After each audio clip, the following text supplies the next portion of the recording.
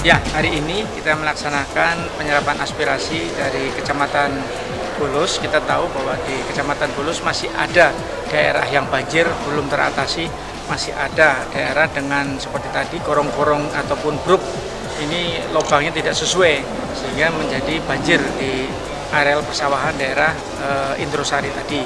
Kemudian juga BPJS untuk tenaga perangkat desa ini ada yang tidak bisa dipergunakan. Kenapa?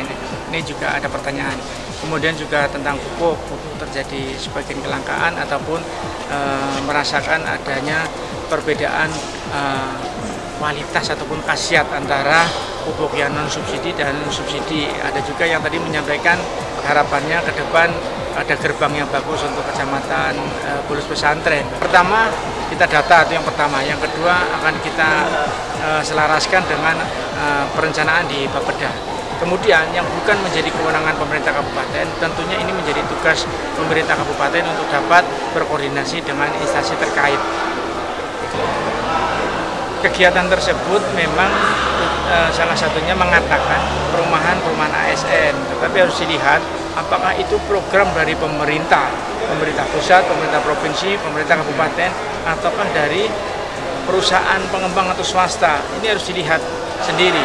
Sehingga yang bisa dilakukan kita pertama adalah menyambut pengusahanya sebagai investor, memberikan perizinan yang dipermudah, kita kawal supaya perizinannya dengan baik. Tetapi tidak sampai turut serta dalam dunia bisnisnya, karena ini akan berpotensi menyalahi aturan.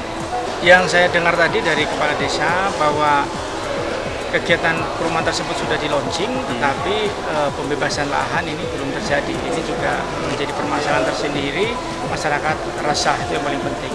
Tetapi ini kan bukan program pemerintah, jadi ketika masyarakat tidak adil, ya selesai, sudah tidak usah resah lagi. Itu yang paling penting. Program perumahan itu saya pastikan bukan bagian dari program pemerintah daerah. Kedua, kemudian adalah perizinan. Perizinannya sejauh mana saya belum ngecek, tetapi hadir di situ Kepala DPM PTSP ataupun Kepala Perizinan itu hadir di situ. Apakah sudah izin atau belum? Seyogyanya belum, karena sebagai prasarana dasar untuk perizinan harus memiliki lahan, memiliki studi dan macam-macam, masih cukup panjang. Bisa dilakukan. Kita berterima kasih ketika ada investor, pengusaha di Kabupaten Kebumen, apakah membuat perumahan, membuat pergudangan, membuat pabrik. Kita akan welcome dengan baik.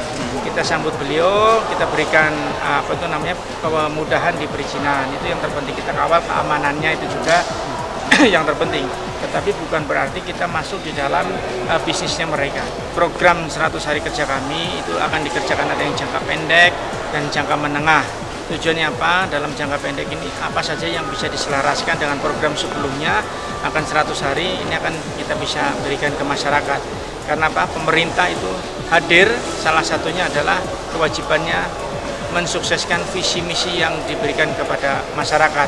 Indeks kinerja utama yang diberikan menjadi tolak ukurnya kepada masyarakat itu harus tercapai, itu hal yang penting.